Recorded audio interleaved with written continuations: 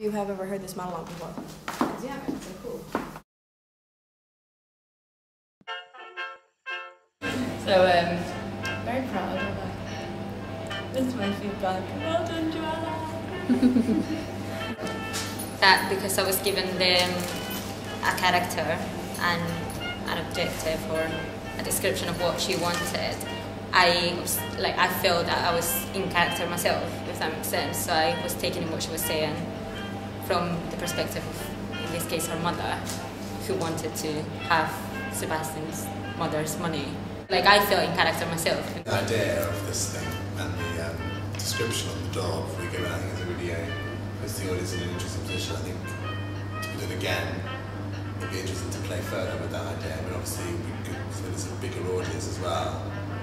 It would really make the audience to think, and also to give the audience more time to get kind of. I sat down and Joella started talking, which was good because then we go, but then it would be good also like to understand my character, Catherine's brother. Who are you? I was a doctor. Which kind of disturbed me a little bit. But yeah, it was really good. I liked her costume. I thought the lighting and the chairs in the room were really good. So A lot of people who experience trauma don't say that things went completely silent and really quiet, but when they didn't, everything was still really loudly. It goes quiet in their head because of the shock and the trauma, and it's quite an interesting psychological take on things. So if you did have sound put in there, it's really nice. I think it was a very good use of the space. That she didn't use many stuff, but what she used made us feel that we were in the place. It was very intimate. Like a good sense of the era, and so I liked that. It's good. No, it was good though. She did a really good job. Yeah, it was nice that intimate space. I was sat on my own, and that was a bit unnerving. I wasn't really sure what to do. I felt like she was talking to me, and I was like, oh, sorry.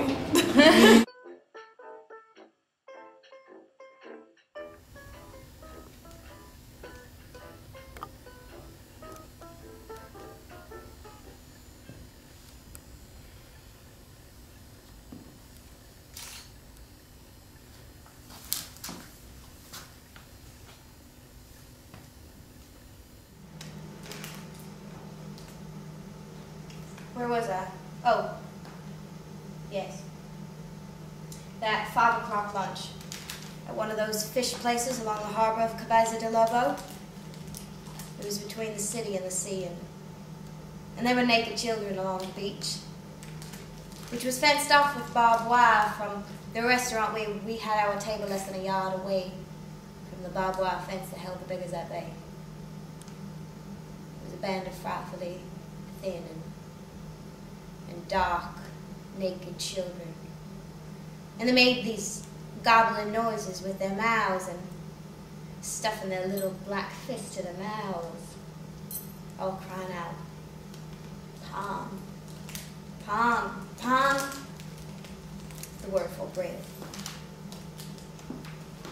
Of course, we were sorry we had come to this place, but it was too late to go. Cousin Sebastian wasn't well. He was popping those little white pills in his mouth. I think he had popped so many that it had made him feel weak. His eyes were dazed. But he said, "Don't look at those children. Beggars are a social disease to this country. If you look at them, it ruins the whole country for them. It spoils it for you." Then, the band of children began to serenade us, making music, if you could call it music. Their instruments were of percussion.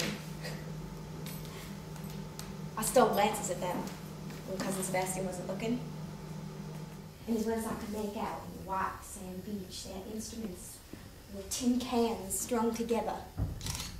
And bits of metal, and other bits of metal that have been flattened out to make cymbals, and others had a paper bag, had bags made out made out of coarse paper, which had a string on the middle of them, which they would pull up and down and side to side, and it made this sound that was sort of like oom-papa, oom-papa, oom-papa. It sort of sound like a tuba, like oom-papa, oom-papa, oom-papa. Made the sound. All during lunch, they stayed at a fairly close distance. I think Cousin Sebastian was terrified by this concert. I think he recognized some of the musicians, some of the boys. But no, you don't understand my cousin.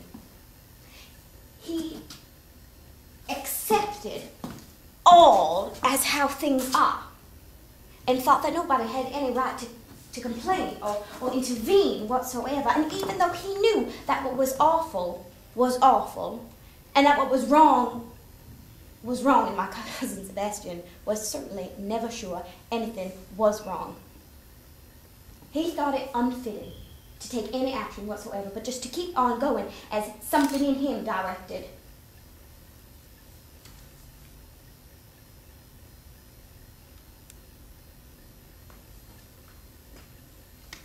After the salad,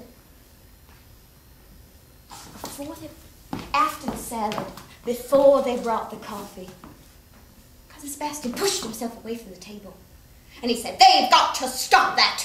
Waiter, make them stop that! I am not a well man. I have a heart condition. This is making me sick." Well, this was the first time that Cousin Sebastian had ever attempted to correct a human situation.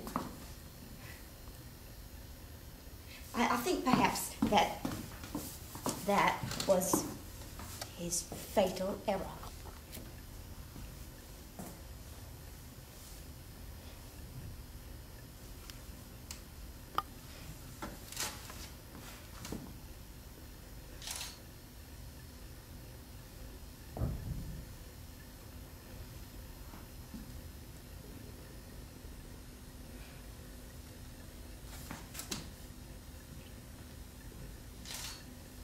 It was then that the waiters, all 8 or 10 of them, charged out of the wicket gate and beat the little musicians away with clubs or skillets or anything hard they could find from the kitchen. Cousin Sebastian, he left the table. He stalked out of the restaurant. After throwing a handful of paper money on the table, he fled from the place. Followed. It was all white outside. It was hot, blazing white. White hot. It looked as if there was a giant bone of a wild beast in the sky. And it burned so bright that it turned white, and it turned everything underneath the sky white with it.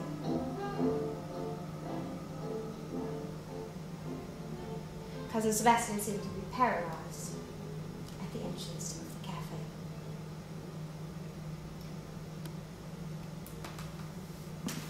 I never made any suggestion. I rarely make any suggestion. But this time, I did.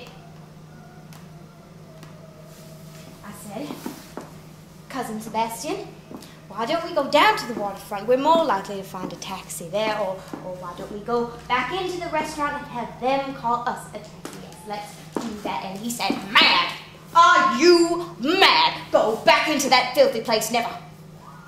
Those children shouted vile things about me to the waiters. So I said, "Oh, well then why don't we just go back down to the waterfront?" And he said, "Will you shut up?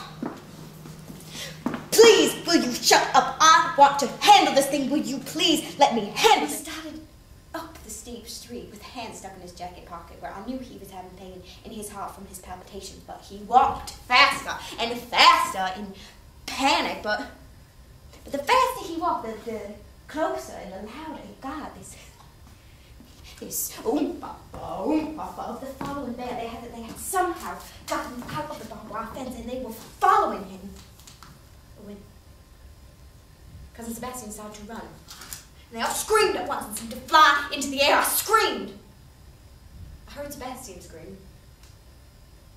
He screamed just once before this flock of black plucked birthing. I ran down. The easier direction to run was down. Down the hot, white, blazing street, screaming out, "Help!"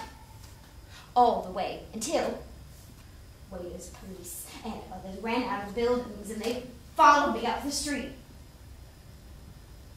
We got to where my cousin Sebastian had disappeared. He was lying naked as they had been naked. Yes, you all believe this. Nobody would believe it. Nobody on earth could believe it. Nobody. And I don't blame them. They had devoured him. Torn. Or cut parts of him away with knives or maybe those jagged tin cans they used to make music. There wasn't a sound anymore. It was just Sebastian, and what was left of him that looked like a white paper wrapped bunch of red roses that had been torn and crushed and thrown against a white wall.